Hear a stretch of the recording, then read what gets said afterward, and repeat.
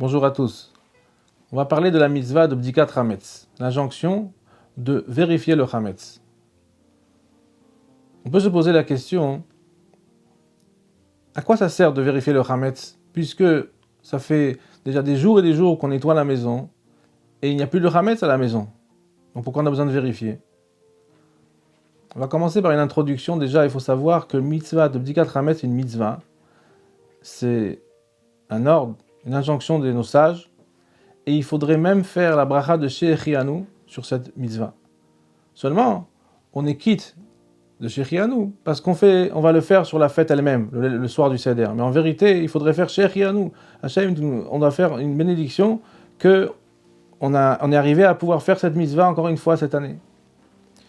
Il y a un minag qui est ramené dans la halacha de se laver les mains. C'est marqué que les gens pieux, Yereshamaim, ils se lavent les mains, ils font la netilat yadayim avant l'abdikat hametz. Et pourquoi? On n'a pas vu ça dans d'autres mitzvot. Parce que Admour Hazaken explique qu'en vérité, la mitzvah de bdikat hametz, cette injonction, elle est là pour purifier la fête. Elle purifie la maison. Et donc pour ça, on va purifier nos mains pour se préparer à faire cette mitzvah.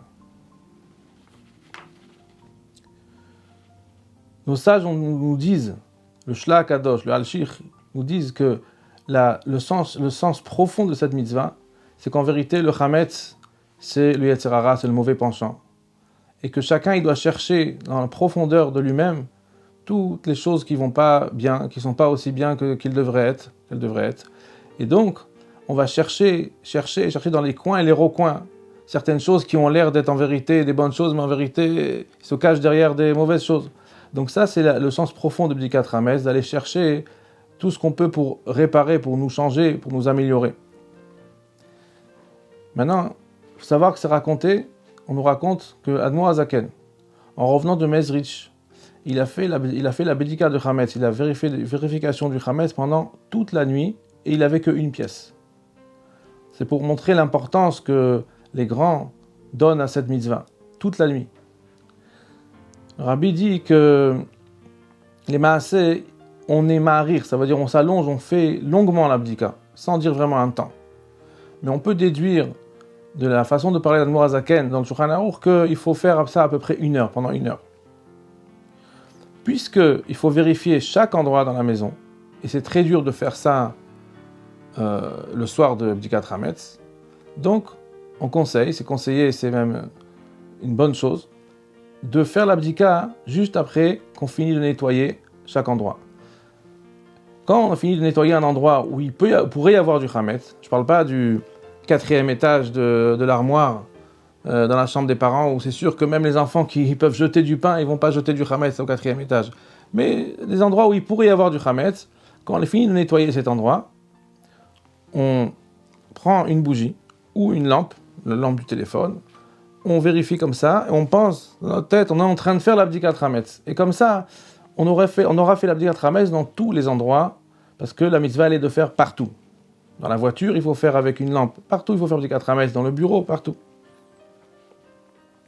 Par rapport à notre question, revenons à la question, quelle est la raison pour laquelle on fait l'abdikat hametz, puisqu'on a déjà tout nettoyé? On peut dire sur ça 3 réponses. Premièrement, c'est possible qu'on n'a pas nettoyé aussi bien qu'il fallait. Il y a des endroits, par exemple dans la cuisine, où il peut y avoir des miettes de pain qui sont collées, qui vont tomber après pendant Pessah dans la nourriture. Donc il faut très bien nettoyer là-bas. Et donc en abdikat hametz, on va vérifier est-ce que ça a vraiment été bien nettoyé, tous ces endroits-là, les endroits qui sont problématiques, les endroits où il peut y avoir du hametz qui tombe dans la nourriture. Deuxième raison, pourquoi on fait l'abdika, c'est que peut-être des fois on a oublié de faire une bdika quelque part. On était occupé, on était en train de faire une pièce, on a dit après je vais faire cette armoire, et en fin de compte, il y a quelque chose qui s'est passé, on a oublié de le faire. Donc dans la bdika, on va vérifier est-ce que vraiment tout a été fait. Et troisième raison, c'est qu'il peut y avoir des enfants ou quelqu'un qui ont remis du hametz après avoir fait le nettoyage. Le nettoyage a été fait il y a 1 semaine, il y a 2 semaines, et entre-temps, il peut y avoir du hametz qui a été mis là-bas, donc on fait l'abdika pour ça. À la fin de l'abdika, on fait un bitoul, ça veut dire on annule le hametz. Il faut penser dans sa tête que pour nous, le hametz, il ne vaut plus rien, il ne nous intéresse plus, on ne le veut plus, il faut vraiment et l'annuler complètement de notre esprit, ne plus être intéressé par ce chametz. Ça, c'est le sens du bitoul. C'est pas seulement des mots qu'on dit, c'est la façon qu'on pense à ça, qu'on dit que le chametz, je le veux plus, il m'intéresse plus. Et quand on finit de faire l'abdika, on met tous les morceaux dans un sac, et un minag de faire sortir le manche de la cuillère avec laquelle on a fait l'abdika à l'extérieur du sac et fermer tout dans un même sac. Une belle explication qui est rapportée sur ça, c'est qu'en vérité, le lendemain, on va brûler le chametz. Et comme la mitzvah de biur chametz, de brûler le chametz, elle se fait avec un kazaït, il faut un kazaït, il faut que ça fasse la taille d'à peu près 30 grammes de pain.